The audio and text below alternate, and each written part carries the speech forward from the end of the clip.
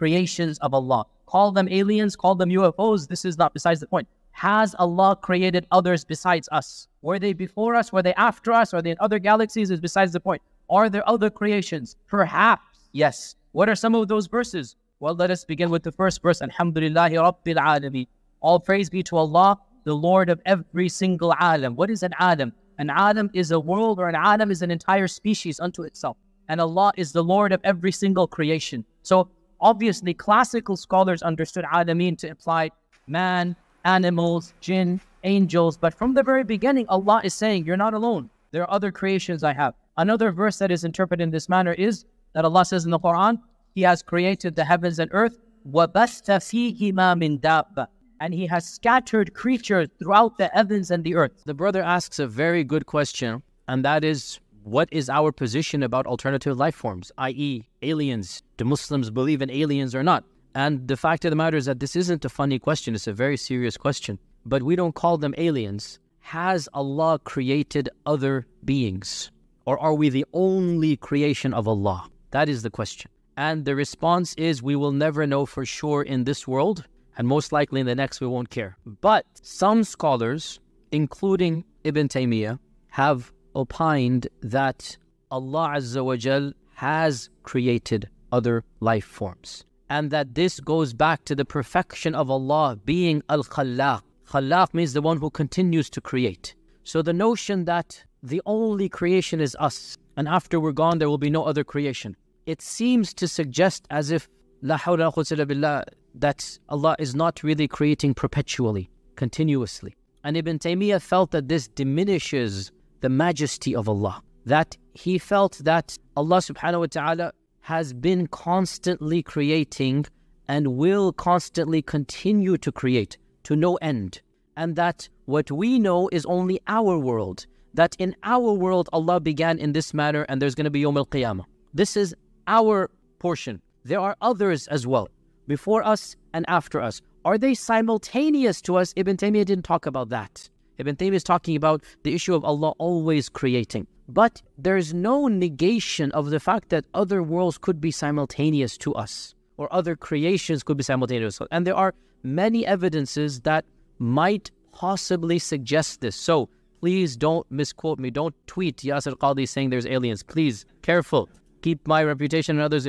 I'm saying there is some evidence to suggest that Allah subhanahu wa ta'ala has created other creations. Whether they are before us or after us or the same time as us, the Quran does not mention anything.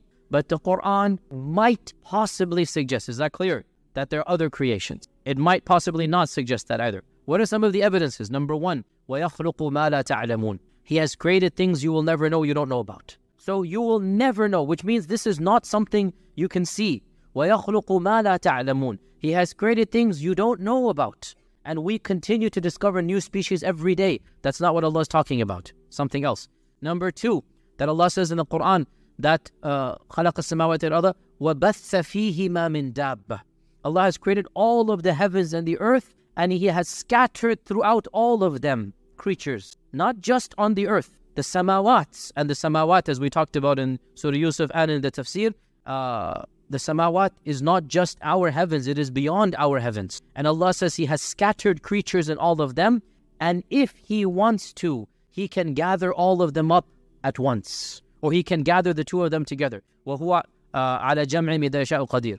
Now you can understand this verse to mean the Day of Judgment, which is the majority interpretation, or you can understand it to mean Allah has created all different creatures, and if He wanted to, He could cause them to meet. Both are linguistically possible. There are other evidences as well. I'll just jump straight to the one I think, Wallahu A'lam, is the strongest evidence to suggest that there might be other creations of Allah. And Allah knows best. Surah Isra, where Allah subhanahu wa ta'ala says, وَلَقَدْ كَرَّمْنَا بَنِي آدَمَ وَحَمَلْنَاهُمْ فِي الْبَرِّ وَالْبَحْرِ وَرَزَقْنَاهُمْ مِنَ الطَّيِّبَاتِ وَفَضَّلْنَاهُمْ عَلَى كَثِيرٍ مِّمَّنْ خَلَقْنَا تَفْضِيلًا.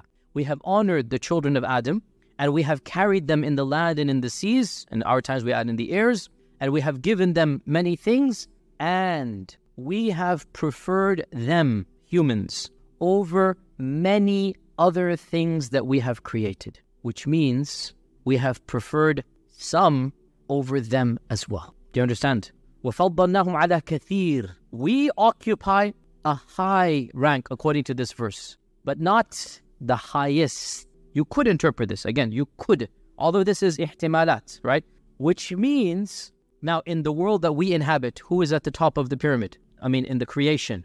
Us. Who bow down to us? The angels, the jinn. So then we are at the top in this world of the creation, right? Yet Allah says in Surah Isra that we have honored the children of Adam over many other things we have created. Not all. So again, these are all gray areas. So to summarize, and with this we conclude, we're way over time, the Quran does not explicitly claim that there are other life forms or before or after us. But a number of famous theologians, Ibn Taymiyyah has an entire section dedicated to it, and one famous non-Muslim scholar by the name of John Hoover, Jonhoover, has written an entire paper. If you have, I think it's even on PDF, Google now, just Google it. It's called The Perpetuity of Creation in the Thought of Ibn Taymiyyah. It's in English, it's in fancy schmancy academic English, but it's in English.